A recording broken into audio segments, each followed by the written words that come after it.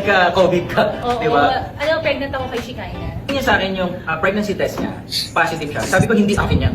Nag-hotel to nag-promote siya ng Netflix nung time na yun sa ABS. Pero mali ko kung ano nangyari, siya lang mag-isa doon, hindi ako kasama.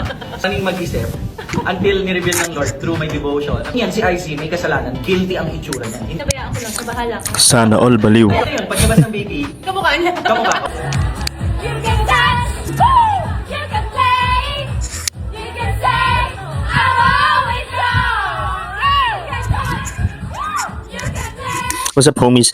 Naiintindihan ko kung bakit nag-hate sila sa couple na to, no? Especially sa lalaking to, no? Kasi mahirap kasi pag religion yung pinag-uusapan Dapat meron kang proof, meron kang patunay na yung mga tinuturo mo, yung mga sinasabi mo is nagagawa mo, may kasamang gawa sa buhay mo. Dapat may proof yan, di ba? Dapat may katunayan na kung ano yung tinuturo mo, ganun ka pre. Pero, yung lalaki, yung mga sinasabi niya, may point naman talaga. Bible-based nga yan, mga yan di ba? Yung babae, pasakop sa asawa. And yung pagsusot ng mga damit na maayos, yung pagkilos na maayos bilang isang babae. Nasa Bible yan, pre. Di ba? Yung pagiging submissive mo sa asawa mo bilang isang babae. Nasa Bible yan, pre. Ang mali lang nitong isa is, yung mga explanation niya, yung mga example niya na ginagamit, wala sa hulog, no? Kaya tingin tuloy ng mga tao parang, hindi siya nagme-make sense, no? Lagi ko nga sinasabi, it's not what you said or it's not what you say, it's how you say it. Kasi bilang humans, no, bilang tao, emotional creatures tayo, di ba? Lalo na yung mga babae. So kapag nakakarinig sila ng mga ganyan, pre, no, nagpapantig yung mga tenga nila. Pero ito matindi dyan.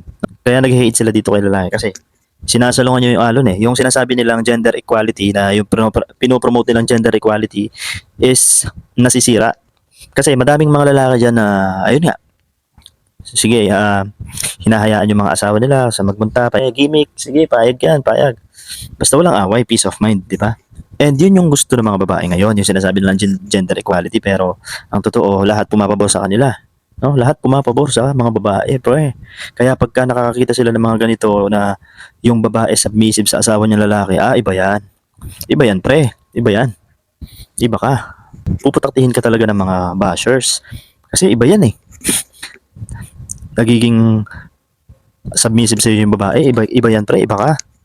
And ang magiging image mo niyan, narcissist ka, 'di ba? Controlling ka na lalaki. So, ganun yung magiging image mo niyan, pre. Sad to say, yun yung nangyayari. And ang hindi ko rin maintindihan dito sa sex bomb, no? Yung mga pinopost ninyo, yung mga parinig ninyo na post, para bang hindi nyo naging kaibigan yung tao, yung babae, no? So, kung ganito yung mga kaibigan mo, no? Okay lang, diyan ka na lang sa bahay. Isipin mo na andun sila lahat, no?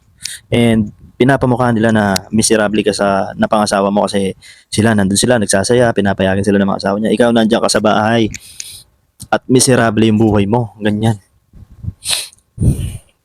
So, tama lang yung desisyon mo, no?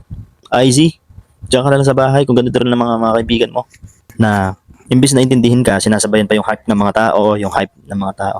Yung homies, tandaan mo, wag mong papayagan o ipaparamdam sa partner mo na wala siyang kakampi, pre. Kayo mag-asawa, kayo naman magsasama habang buhay. 'Di ba? Tama na pag may mali, itama mo, sige. Okay lang, pero wag mong ipaparamdam na wala siyang kakampi, pre. Kasi sa dulo, kayo lang dalawa yung magsasama, no? And let them be husband and wife. At dun sa lalaki, wag ka nang pa-interview, no? Kung kani-kanino. Gusto mo rin kasi ng atensyon. Patol ka ng patol. Kung yan yung belief mo, sarilinin mo na. Diyan na lang sa pamilya mo, i-apply mo. Siyempre, may kanya-kanyang belief yung mga tao, kaya nagiging masamang image ka tuloy, pre. Yun lang, homies. Let me know your thoughts in the comments. This is your homeboy, Homer Static. Sayonara.